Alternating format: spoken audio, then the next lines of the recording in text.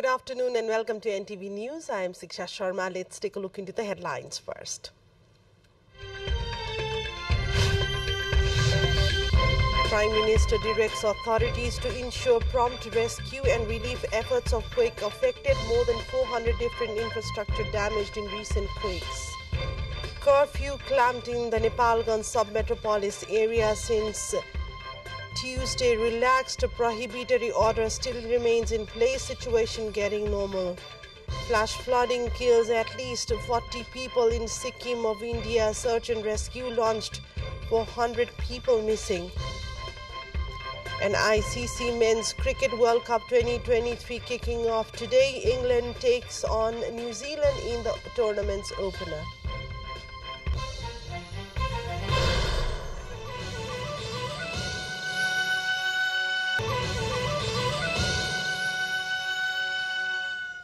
Welcome back to NTV News. We take a look into news in detail now.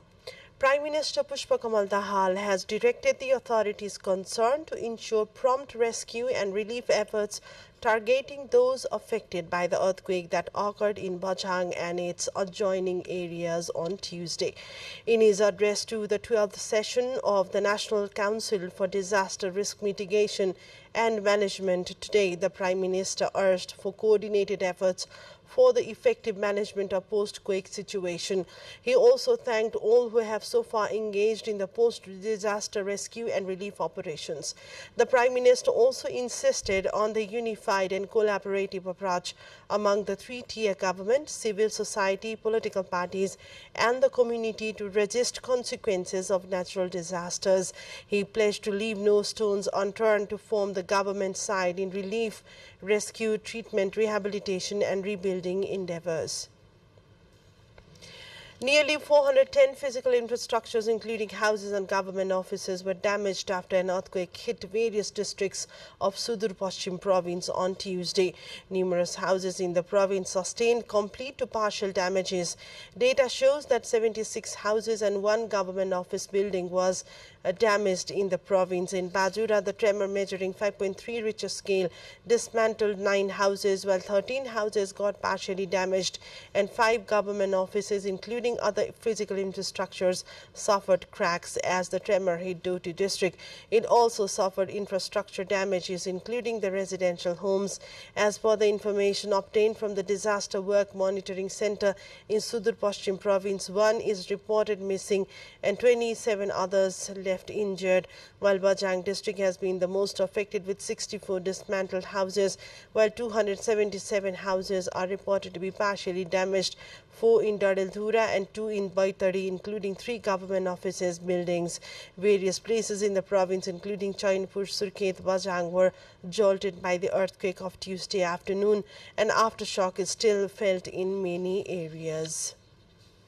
The curfew order imposed in the Nepal sub-metropolis area since Tuesday has been relaxed. However, the authority prohibitory order is still in place as the situation is yet to come fully under control. The District Administration Office back issuing a notice informed that the curfew clampdown in the Nepal sub-metropolitan area has been relaxed from 8 a.m. till 8 p.m. tonight. Curfew will again be enforced after 8 p.m. tonight till 6 in the morning tomorrow. Chief District Officer of Baki Bipin Acharya said the new order prohibits gathering of more than 5 people, taking out rallies and processions, holding public meetings, posting pictures given the sensitivity of the situation there. The Baki District Administration Office had issued a curfew order for an indefinite period in the town from 1 p.m. of Tuesday following religious unrest that reportedly originated from a social media post targeting the Muslim community there. Let's take a look into a short break here. More news follows up next. Do stay with us.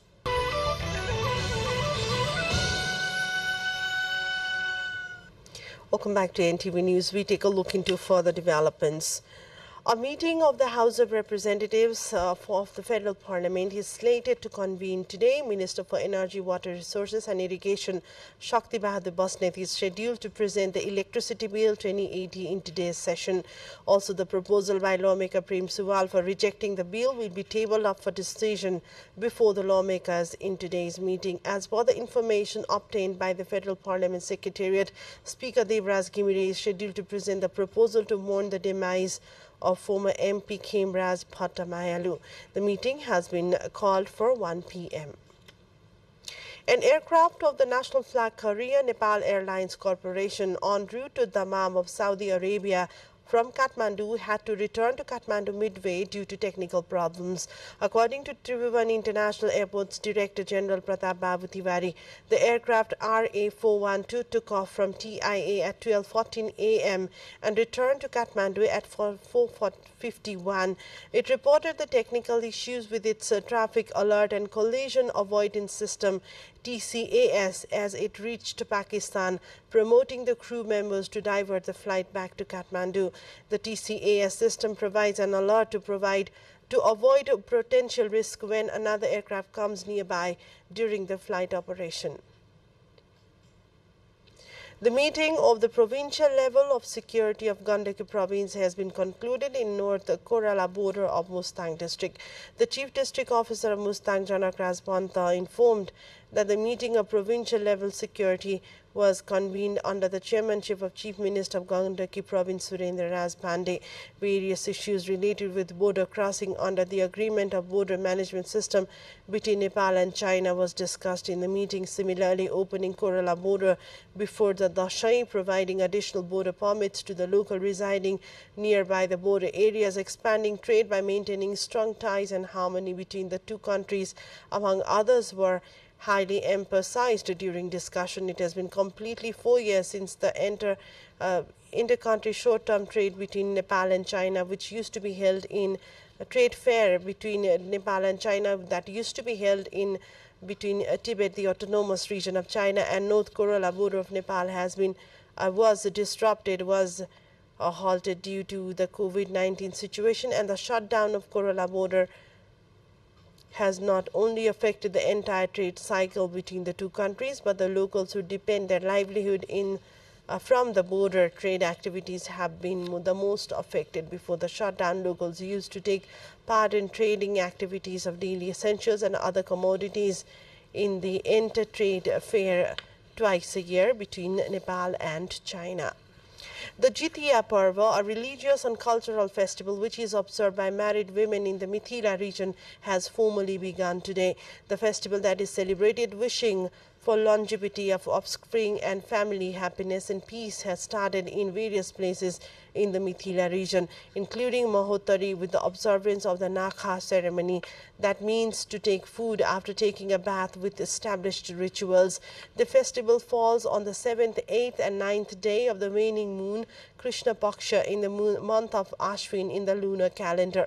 Prior to observing a fast, women devotees take a holy bath in nearby rivers, ponds or lakes, and then offer beaten rice, curd, food substances made from mango juice, jaggery, mustard oil and so on to Lord Jita Mohan and the departed ancestors on a leaf of sponge gourd. The Jitiya Brat begins 4 a.m. Friday and will conclude after 10 a.m. on Saturday.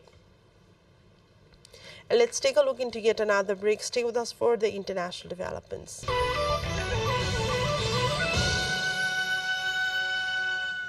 Welcome back, taking you to the international headliner. At least 14 people were killed and 102 people are missing, including 22 Indian Army personnel in the northeastern state of Sikkim of India. The burst occurred in the upstream of a lake in the north of the state, which resulted in an alarming rise in water in the Teesta River in Lachin Valley. The situation worsened further after more water was released from a nearby dam into the river. Rescue efforts are also underway in the other parts of the state as entire neighborhoods have been flooded, damaging homes and displacing people. Authorities have started evacuating people from low-lying areas. Local media report that over 3,000 tourists are among those trapped in the area. Meanwhile, China's coastal provinces of Fujian and Guangdong have braced for potential storm surge in the face of approaching Typhoon Koinu, which, with ferry services cancelled, boats stored on land and scenic spots closed. According to China's National Meteorological Center, Typhoon Koinu is expected to travel northwestward at a speed of 10 to 15 km per hour and gradually move closer to the southern coastal areas of Taiwan. Meanwhile, gales are forecast to sweep across parts of the East China Sea and the South China Sea, as well as hit coastal areas of the eastern province of Fujian from Wednesday to Thursday morning. The southern province of Guangdong is also expected to be affected by the typhoon. Japan began releasing a second batch of treated wastewater from the Fukushima nuclear plant on Thursday. Its operator said the water discharge began at 10:18 a.m. Japan time. It follows the first discharge on August 24, when Japan began releasing about the 1.34 million tons of wastewater built up since a tsunami struck the facility in 2011. While Japan has insisted the treated water poses no health risk, a view backed by the United Nations nuclear watchdog, China has repeatedly criticized the release and banned all Japanese seafood imports. As with the initial release that ended September 11, about 7,800 tons of water are expected to be discharged in the second phase. A quick look into highlights of what's coming up next.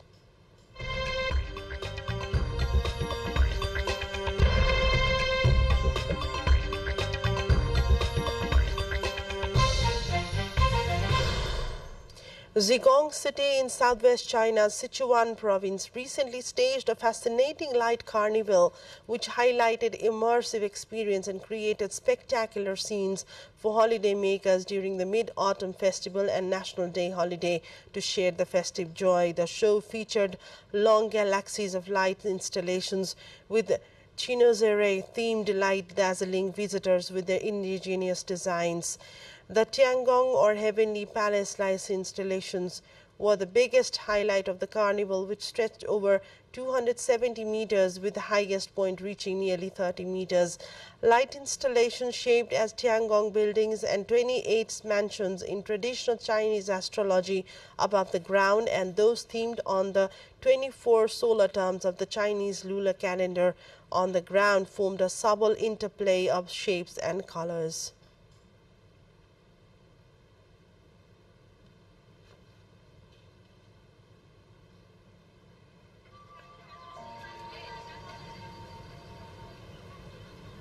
Time for sports update.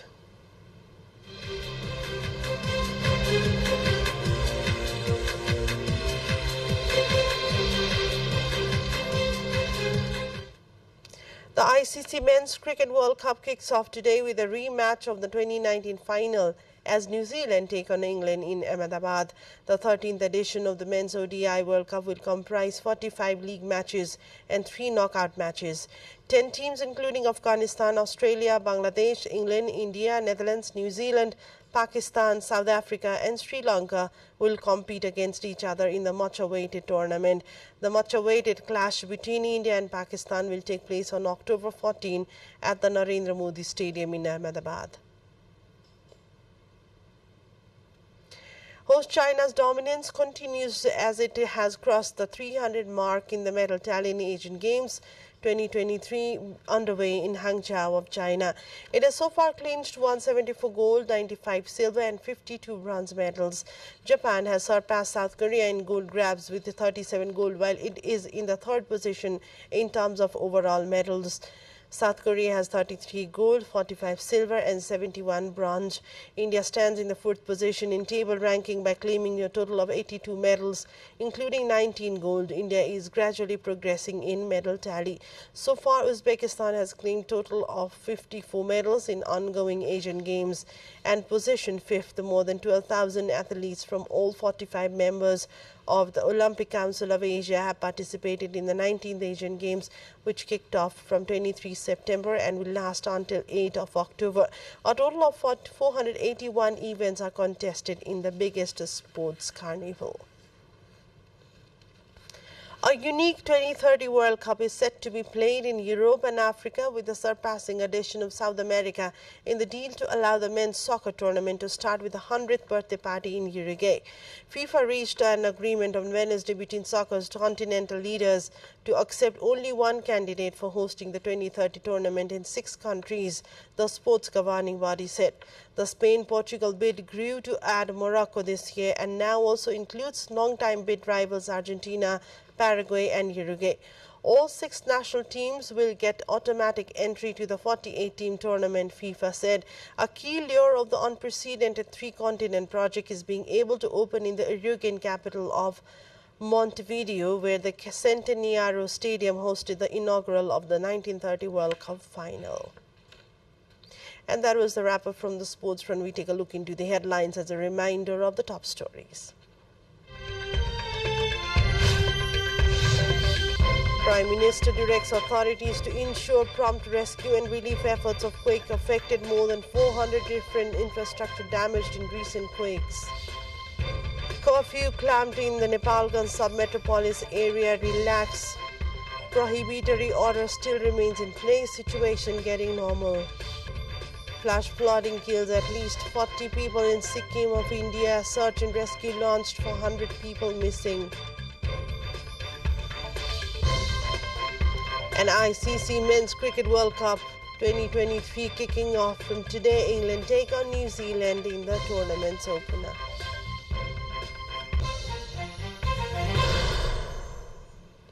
That's all for now. Thank you for watching. Have a great day ahead. Namaste.